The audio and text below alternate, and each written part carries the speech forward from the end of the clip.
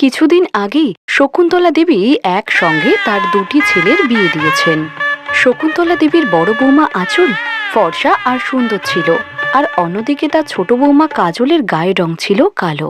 আঁচল প্রায় কাজলকে গায়ের কালো রঙের জন্য খারাপ কথা শোনাতো। ওই কালু, দেখো আকাশে পুরো তোমার মতো মেঘ জমে আছে, যাও এখন আমার জন্য গরম গরম পকোড়া ভেজে নিয়ে আসো। কিন্তু দিদি, ঘরে তো বেসন নেই। তখন শকুন্তলা সেখানে এসে বলে, বেসন না থাকলে বাজার থেকে নিয়ে এসো। মা, বাইরে তো বৃষ্টি পড়ছে। হ্যাঁ তো কি হয়েছে, তুমি ডুবে মরে যাবে নাকি? আর মরে গেলেও আমাদের তেমন কোনো সমস্যা নেই। জানি আমি, তোমার থেকে এটাই আশা করা যায়। এরপর কাজল বৃষ্টির মধ্যেই বেসন কিনতে বেরিয়ে পড়ে, আর রাস্তায় যাওয়ার সময় একটি ট্রাক কাজলের গায়ে নোংরা জল ছিটিয়ে বেরিয়ে যায়। আরে, দেখে চলতে পারো না? এরপর বেচারি কাজল কাদা মাখা অবস্থাতেই বাড়ি পৌঁছায়, আর তাকে দেখে আঁচল বলে, ও মা গো, ভূত ভূত! দিদি, এটা আমি, কাজল। কালু, এ কি অবস্থা করেছো নিজের? সত্যি আজ তুমি আরো ভয়ঙ্কর লাগছো। কাজল দাঁড়িয়ে দাঁড়িয়ে যখন আঁচলকে দেখছিল, তখন শকুন্তলা বলল, আরে তুমি আমার চাঁদের মতো বৌমার দিকে অমন করে তাকাচ্ছ কেন? নজর লেগে যাবে তোর। যাও এখন গিয়ে স্নান করে এসো, বাজে গন্ধ আসছে। এরপর কাজল স্নান করতে ঘরে চলে যায়। সন্ধ্যাবেলা কাজলের বর প্রভাত অফিস থেকে বাড়ি এসে তার মাকে জিজ্ঞাসা করে, মা, কাজল কোথায়? আছে নিজের ঘরে বসে। নিশ্চয়ই তুমি কিছু বলেছো। হ্যাঁ, তুই তো এখন আমার উপরে সন্দেহ করবি। জানি না ওই কালো মেয়েটা কি জাদু করেছে। মা, তোমার এই সমস্ত ব্যবহারেই আমি অখুশি। আমি তোমার সাথে পরে কথা বলছি। কাজল তার ঘরে বসে কাঁদছিল, কিন্তু প্রভাত ঘরে আসতেই সে চোখের জল মুছে ফেলে। দাঁড়াও, আমি তোমার মুড এক্ষুনি ঠিক করে দিচ্ছি। এই নাও। এই হারটা তুমি আমার জন্য এনেছো? না, প্রতিবেশীর জন্য এনেছি। ভাবলাম তোমায় দেখাই।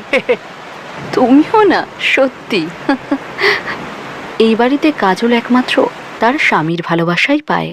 গায়ে রং ফর্সা হওয়ার জন্য শকুন্তলা তার বড় বৌমাকে খুব ভালোবাসত, আর শ্যামলা হওয়ার জন্য সে কাজলকে সবসময় খারাপ কথাই শোনাতো। এমনই একদিন, আহ আহ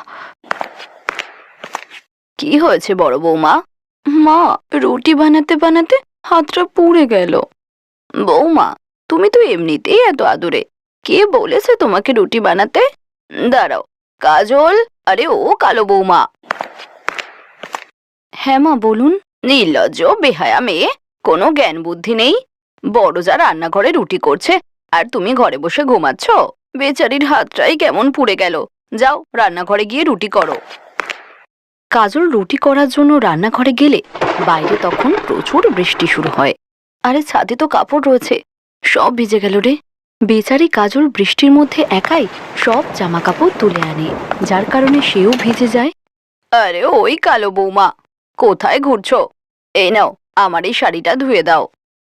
এইসবের মধ্যে কাজল ভিজে কাপড় চেঞ্জ করারও সময় পায় না, আর যার জন্য তার জ্বর আসে। ও, এবার বুঝেছি, ভালোই সুযোগ পেয়েছো আরাম করার। না মা, আমার সত্যিই খুব জ্বর এসেছে। আচ্ছা ঠিক আছে ঠিক আছে, তুমি ওষুধ খেয়ে আরাম করো। আজকের কাজ সব আঁচল বৌমা করে নেবে। আঁচল বৌমা করবে মানে? কি বলছেন আপনি? আমি কি একাই সব কাজের দায়িত্ব নিয়েছি নাকি? এ কি বলছো বৌমা? কাজলের মতো তো তুমিও এই বাড়ির বউ। এই বাড়ির সব দায়িত্ব তো তোমার উপরও আছে। মা, আমাকে বাড়ির দায়িত্বের জ্ঞান দেবেন না। আমি যেমন বৌমা, আপনিও তো তেমন এই বাড়ির প্রধান। তো এখন সব কাজের দায়িত্ব আপনার। আর এমনিতেও আমার বাবা কোটিপতি, তাই আমার কোনো প্রয়োজন নেই বাড়ির এইসব কাজ করার। আমার কাছে টাকার অভাব আছে নাকি? বিয়ের পরেই প্রথম বর্ষার মুহূর্তকে আমি ওয়েস্ট হতে দেব না। বাইরে এত সুন্দর রোম্যান্টিক ওয়েদার, আর আপনি বলছেন আমি রান্না করব? কখনো না। তাই জন্য আমি আরও চললাম 5 স্টার হোটেলে ডিনার করতে। আজ রাত্রে আমরা ওখানেই থাকবো, আপনি নিজেরটা বুঝে নিন। এরপর আঁচল সেখান থেকে চলে যায়। আর যখন শকুন্তলাকে নিজেই ঘরের সব কাজ একা করতে হচ্ছিল, তখন সে কাজলের মর্ম বুঝতে পারে। এরপর শকুন্তলা কাজলের কাছে গিয়ে ক্ষমা চেয়ে বলে, কাজল বৌমা, আমাকে ক্ষমা করে দাও। তোমার গায়ের রঙের জন্য তোমাকে অনেক খারাপ কথা শুনিয়েছি।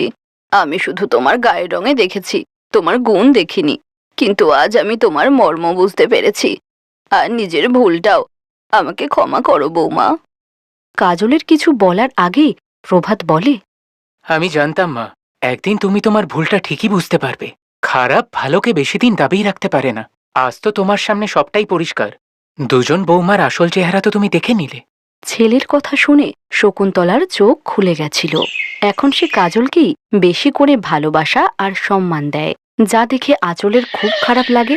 আর সে কিছুদিন পর তার বরের সঙ্গে অন্য ফ্ল্যাটে শিফট করে। আর এদিকে শকুন্তলার সঙ্গে কাজল আর প্রভাত ভালোভাবে থাকতে